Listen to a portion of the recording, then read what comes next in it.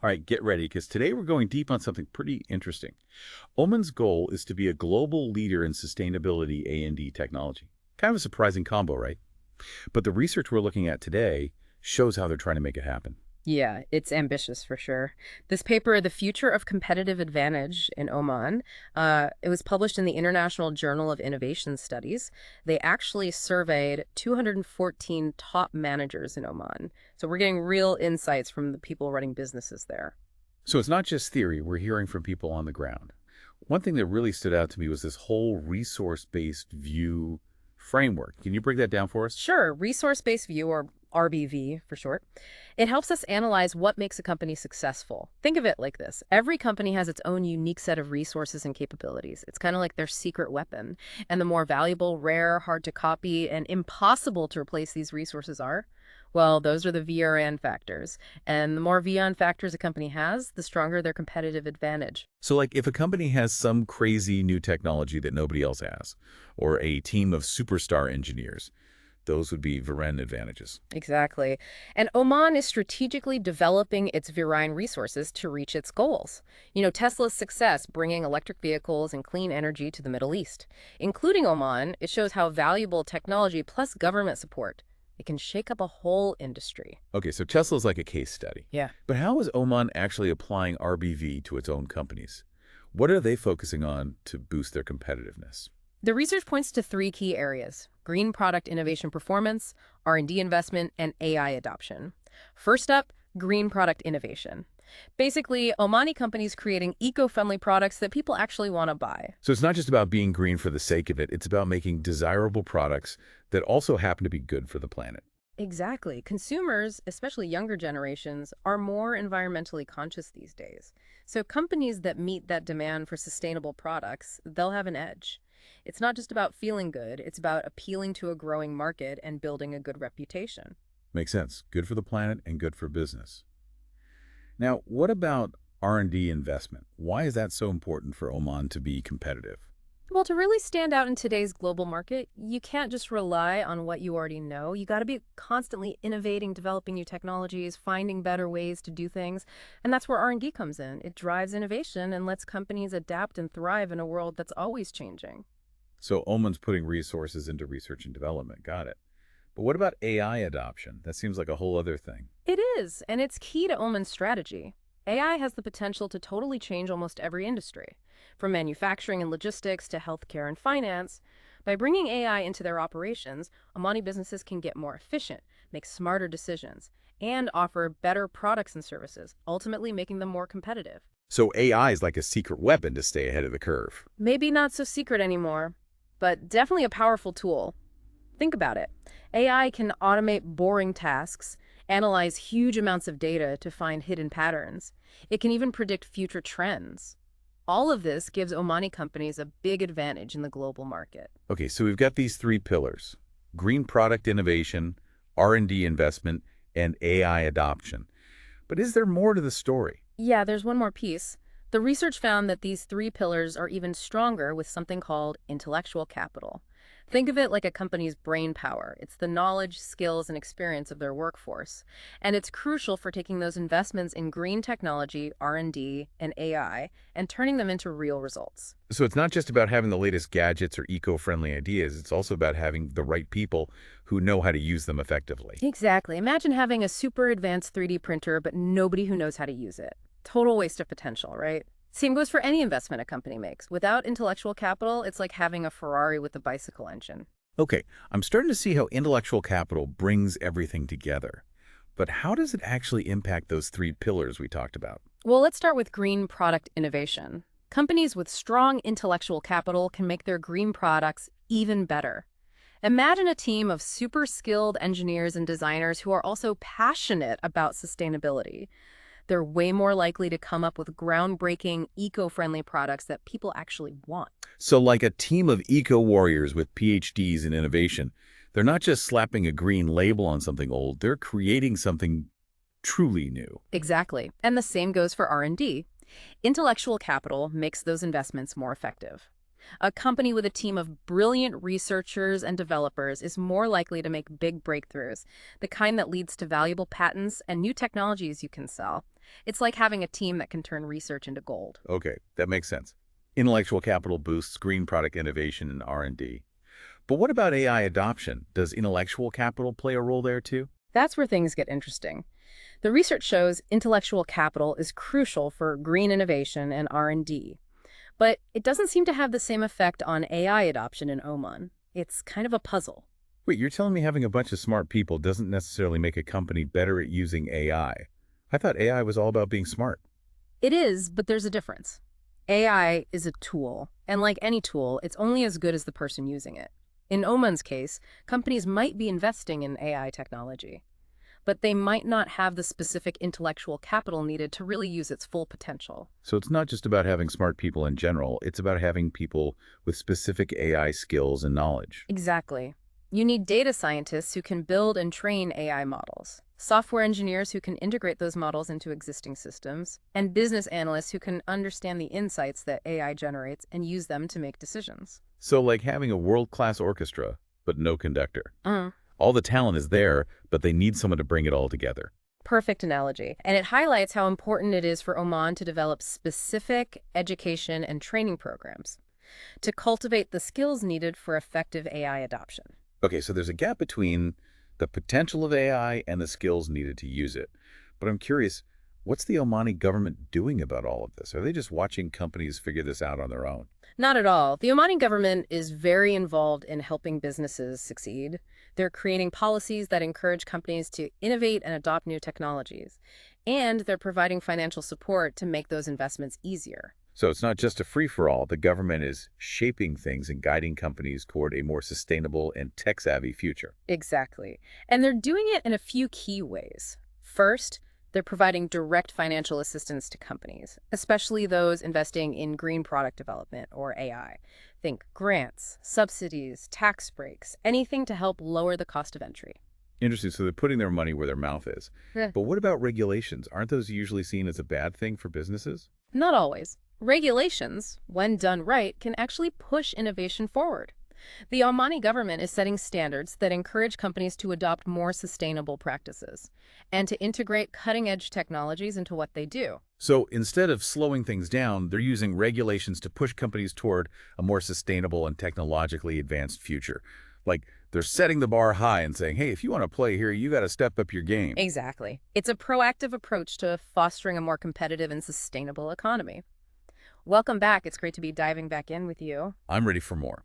Last time, we got the basics down about Oman's three big focus areas: green product innovation, R&D investment, and using AI. Plus, we talked about how important intellectual capital is and how the Omani government is really involved. Now I'm curious to see how all of this is actually playing out. Yeah, let's get into the specifics. This research doesn't just talk theory. It gives real-world examples of what's going on in Oman. Let's look at green product innovation in action, for example. Okay, hit me with it. What are some ways Oman is greening its products? One area where Oman is really shining, literally, is renewable energy. They have a huge advantage with all that sunshine, and they're using it by investing a ton in solar energy. So it's not just talk. They're building the stuff to make it happen. Exactly. They're building big solar farms and encouraging businesses and even people in their homes to install solar panels. This move to solar is not only helping reduce Oman's carbon footprint, they're aiming for a 15% reduction by 2030, but it's also supposed to create something like 20,000 new jobs in renewable energy. Wow, that's impressive.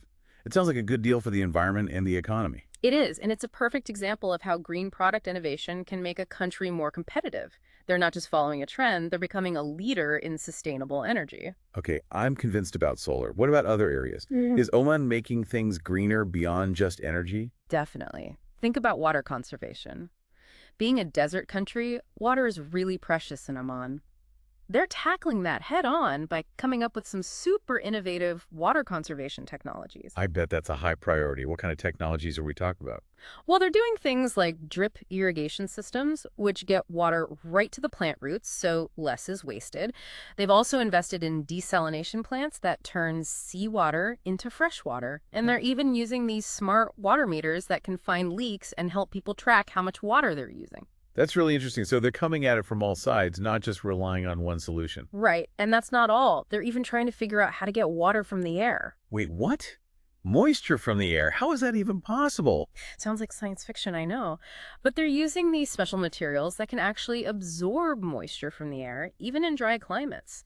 This water they capture can then be used for irrigation or other things. It's a pretty smart solution, especially in a place where water is scarce. That's wild. It's like they're making water appear out of thin air. It shows how committed they are to sustainability and how willing they are to try new things. They're finding creative ways to solve environmental problems and turning those solutions into a way to stand out. All right. I'm convinced Oman is serious about green product innovation. But what about R&D? We said it was a key part of their strategy, but I'd love to hear some real examples of how they're investing. One area they're focusing on that you might not expect is biotechnology. They're using Oman's natural diversity to develop new medicines and treatments from natural sources. Biotech from the desert. That's not what I would have pictured. I know, right? But it makes sense when you think about it. Oman has all these different ecosystems with all kinds of plants and organisms that could have unique medicinal properties. They're building advanced research labs and getting top scientists to explore these resources. So instead of trying to compete directly with the big pharmaceutical companies, they're focusing on biopharmaceuticals based on what they already have. Exactly. It's about playing to your strengths. And their focus on R&D in this area is showing results. They're making progress in creating new treatments for things like cancer and diabetes, using compounds from local plants and marine life. Wow, that's amazing. Who would have thought the deserts of Oman could hold the key to new medical discoveries? It shows the power of R&D and how even places that look barren can lead to amazing findings. Oman is showing that innovation can happen anywhere. Okay, biotech is definitely a cool example of Oman's R&D. What else are they putting money into? Another big one is information and communication technology, or ICT. They're building up their digital infrastructure and creating a good environment for tech startups to grow. So they're trying to become like a tech hub for the region. Yeah, you could say that. They're investing in high-speed internet, data centers, and cybersecurity to make a strong base for a digital economy. They're also giving incentives and support to tech entrepreneurs to start and grow their businesses. It sounds like they're making it easy for innovation to happen. Exactly. They understand the future is digital, and they're getting their workforce and infrastructure ready for it. This is all really impressive. But let's not forget about AI. We talked about how using AI is a big part of Oman's strategy. I'm curious to hear how that's working in real life. What are some examples of Omani companies actually using AI? Well, one place where AI is making a difference is in the oil and gas industry. As you know, that's a major industry for Oman. They're using AI to do things better, make things safer, and be better for the environment. That makes sense. It seems like an industry that AI could really change. How are they using it specifically? They're using AI algorithms to look at tons of geological data to find the best places to drill. This helps them get the most out of what they have while spending less on exploration. They're also using AI to watch over their equipment, predict when something might break down, and schedule maintenance before it happens.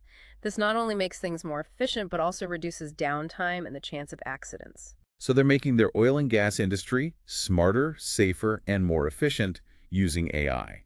It's like they're taking an old school industry and giving it a high-tech upgrade. Exactly. And it's not just about making more money, it's about doing it in a way that's better for the planet. Okay, that's one example. Where else are we seeing AI being used in Oman? Another area is customer service. A lot of companies are using AI-powered chatbots to help their customers 24/7. These chatbots can answer common questions, solve simple problems, and even suggest things based on what the customer likes. Yeah, I've seen those chatbots before. They can be pretty helpful, especially for basic stuff. They're getting more and more advanced all the time, and they free up human agents to deal with the more complicated issues that need a human touch. Right, so it's not about replacing people completely. It's about AI helping them do a better job. Exactly. And it's not just in oil and gas or customer service. AI is being used in healthcare, finance, education, you name it. Okay, so Oman is definitely making progress with AI. But we also talked about how there can be a gap between using AI and having the right people to do it. Are there any examples of that happening in Oman? Yeah, unfortunately. One problem some companies face is not having enough people who are skilled in AI. They might have the money to buy fancy AI technology, but they can't find the people with the right skills to actually use it. So it's like they have all the ingredients, but no one to cook. That's a great way to put it. They have the tools, but not the expertise to use them properly. Makes sense. AI is a specialized field. It takes time to build up that kind of talent. Exactly. And this is where that gap between using AI and having the intellectual capital becomes clear. It's not enough to just buy the latest software. You need people who really understand data science, machine learning, and how to develop AI to get the most out of it. So what are Omani companies doing about this? A lot of them are investing in training programs to help their current employees learn new AI skills. They're also working with universities and research institutions to create special AI programs and attract new talent. It sounds like they're trying hard to fill that skills gap. They are. They know that having a skilled AI workforce is critical for their long-term success in the digital world. This has been so insightful. It's really interesting to see how Oman is taking these big ideas about being competitive and putting them into practice. It is. They're not just talking about it, they're doing it. And it'll be exciting to see what they do next. So welcome back to the last part of our deep dive on Oman's push to be more competitive. We've covered their strategies for green product innovation, R&D, and AI adoption. Plus, we've seen how important intellectual capital and government support are for making it all work. But before we wrap up, what do you think the future holds for Oman? Great question. Every journey has its bumps in the road and exciting possibilities. And Oman's path toward becoming a global leader in sustainability and technology, it's no different. So yeah, let's look at some of the potential challenges and opportunities ahead. Okay, let's start with the challenges. What are some roadblocks Oman might hit as it tries to reach its goals? Well, one we've talked about already is the need for skilled workers. As Oman gets more into specialized fields like AI and biotechnology, they're going to need more and more people with high levels of education and training. Right, we talked about that gap between adopting AI and having the right people to do it. Finding the right talent seems crucial for Oman to really succeed in those cutting-edge fields. Exactly. Getting and keeping those talented people is a challenge everywhere. And for a country like Oman, which is relatively new to the tech world, it can be even tougher. So how can Oman compete with places that are already big tech hubs and get those talented people to come? It's not just about offering high salaries. It's about creating an environment that helps talent grow and encourages innovation. That means investing in top-notch universities, research centers, and mentoring programs. It's about creating a culture where people collaborate, think creatively, and aren't afraid to take risks. And it's about making Oman a good place to live and work, with a good quality of life and a welcoming and inclusive society. So it's a bigger picture thing, not just throwing money at the problem. Right. It's about building a whole system that draws in and keeps the best and brightest people. And it's about giving people in Oman the chance to learn the skills they need to succeed in these new fields. It's about building a talent pipeline that will last. Exactly. And that needs commitment from both the government and businesses. They need to work together to make a space where talent can thrive. Okay, so a skilled workforce is one challenge. What else might Oman have to deal with? Competition is a big one. As we said, the whole world is racing towards sustainability and technological progress. Countries everywhere are investing a lot in these areas, and Oman needs to be ready to compete on a global level. It's a high-stakes game where you can't just sit back and relax. Definitely. Oman needs to be smart about where it invests, focusing on areas where it has a real advantage or where it can do something unique. They have to keep innovating, push boundaries, and see trends coming before they happen. So it's not just about keeping up. It's about getting ahead of everyone else. You got it. And it's about working with others, both inside Oman and internationally.